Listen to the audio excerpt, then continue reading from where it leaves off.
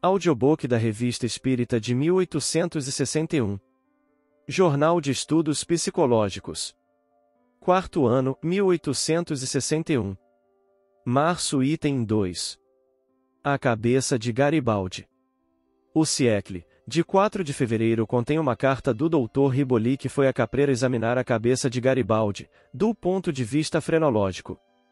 Não entra no nosso quadro apreciar o julgamento do doutor, e ainda menos o personagem político, mas a leitura dessa carta nos forneceu algumas reflexões que, naturalmente, aqui encontram seu lugar. O Dr. Riboli acha que a organização cerebral de Garibaldi corresponde perfeitamente a todas as eminentes faculdades morais e intelectuais que o distinguem, e acrescenta: podereis sorrir de meu fanatismo, mas eu posso vos assegurar que neste momento passei a examinar essa cabeça notável e é o mais feliz da minha vida. Meu caro amigo, vi esse grande homem se prestar como uma criança a tudo o que lhe pedia. Essa cabeça que carrega todo um mundo, tive-a entre as minhas mãos durante mais de 20 minutos, sentindo a todo instante sobressair, sob os meus dedos, as desigualdades e os contrastes de seu gênio. Garibaldi tem 1,64 m de altura. Medi todas as proporções, a largura das espáduas, o comprimento dos braços e das pernas, a espessura do talhe, em uma palavra, é um homem bem proporcionado, forte de um temperamento nervoso sanguíneo. O volume da cabeça é notável, a fenomenalidade principal é a altura do crânio medida do ouvido ao alto da cabeça, que é de 20 centímetros. Essa predominância particular de toda a parte superior da cabeça denota, à primeira vista, e sem exame prévio, uma organização excepcional. O desenvolvimento do crânio em sua parte superior, sede dos sentimentos, indica a preponderância de todas as faculdades nobres sobre os instintos.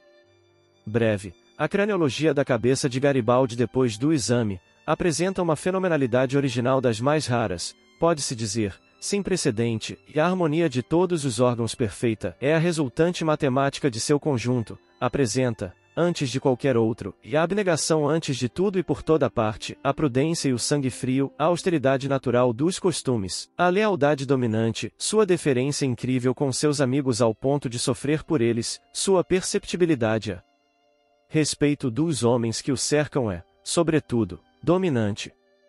Em uma palavra, meu caro, sem vos entediar com todas as comparações, com todos os contrastes de casualidade, de habitabilidade, de construtividade, de destrutividade, eis aqui os neologismos, que, todavia, não são mais barbarismos do que o espiritismo e o perispírito. É uma cabeça maravilhosa, orgânica, sem fraquezas, que a ciência estudará e tomará por modelo, etc. Toda a carta está escrita com um entusiasmo que denota a mais profunda e a mais sincera admiração pelo herói italiano. Entretanto, queremos muito crer que as observações do autor não foram influenciadas por nenhuma ideia preconcebida, mas isso não é do que se trata. Aceitamos seus dados frenológicos como exatos, e não o fossem, Garibaldi com isso não seria nem mais nem menos do que é. Sabe-se que os discípulos de Gal formam duas escolas, a dos materialistas e a dos espiritualistas. Os primeiros atribuem as faculdades aos órgãos. Para ele os órgãos são a causa, as faculdades são o produto, de onde se segue que fora dos órgãos não há mais faculdades, dito de outro modo, que quando o homem está morto, tudo está morto. Os segundos admitem a independência das faculdades, as faculdades são a causa, o desenvolvimento dos órgãos é um efeito, de onde se segue que a destruição dos órgãos não leva ao aniquilamento das faculdades.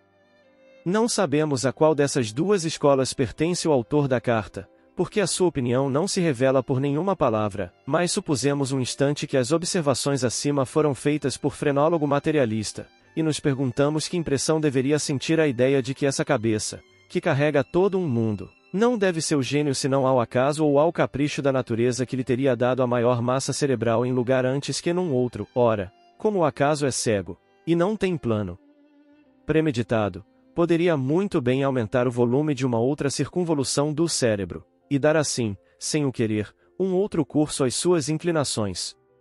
Esse raciocínio se aplica, necessariamente, a todos os homens transcendentes, a qualquer título que isso seja.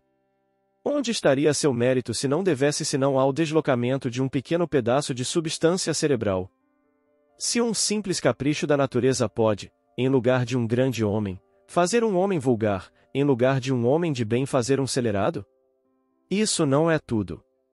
Considerando essa cabeça poderosa, hoje, não há alguma coisa de terrível em pensar que, amanhã, talvez, desse gênio nada restaria, absolutamente nada senão a matéria inerte que será a pastagem dos vermes. Sem falar das funestas consequências de um semelhante sistema, se for acreditado diremos que ele formiga de contradições inexplicadas, e que os fatos as demonstram a cada passo. Tudo se explica, ao contrário, pelo sistema espiritualista, que as faculdades não são o produto dos órgãos, mas os atributos da alma, cujos órgãos não são senão os instrumentos servindo para a sua manifestação. Sendo a faculdade independente, a sua atividade leva o desenvolvimento do órgão, como o exercício de um músculo aumenta-lhe o volume. O ser pensante é o ser principal, cujo corpo não é senão um acessório destrutível. O talento, então, é um mérito real, porque ele é o fruto do trabalho, e não o resultado de uma matéria mais ou menos abundante. Com o sistema materialista, o trabalho com a ajuda do qual se adquire o talento, está inteiramente perdido na morte, que frequentemente não deixa o tempo de desfrutá-lo. Com a alma, o trabalho tem a sua razão de ser, porque tudo que a alma adquire serve para o seu desenvolvimento, trabalha-se por um ser imortal, e não por um corpo que, talvez, não tenha senão algumas horas para viver. Mas, dir-se-á, o gênio não se adquire, ele é inato, é verdade, mas, também, por que dois homens nascidos nas mesmas condições são tão discordantes do ponto de vista intelectual? Por que Deus favoreceria um mais do que o outro?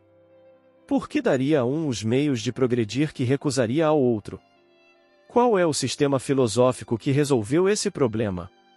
Só a doutrina da preexistência da alma pode explicar. O homem de gênio já viveu, tem aquisição, experiência, e a esse título tem mais direitos a nosso respeito que se tivesse a superioridade por um favor não justificado da providência, ou do capricho da natureza. Gostamos de crer que o doutor Riboli viu na cabeça daquele que não tocava, por assim dizer, senão com um temor respeitoso, qualquer coisa mais digna de sua veneração que uma massa de carne, e que não a rebaixou ao papel de uma mecânica desorganizada. Lembra-se desse trapeiro filósofo que, vendo um cão morto no canto da rua, dizer-se à parte, o que é senão nós? Pois bem, todos vós que negais a existência futura, eis a que reduzis os maiores gênios. Remetemos, para mais detalhes, sobre a questão da frenologia e da fisiognomonia, ao artigo publicado na Revista Espírita do mês de julho de 1860, página 198.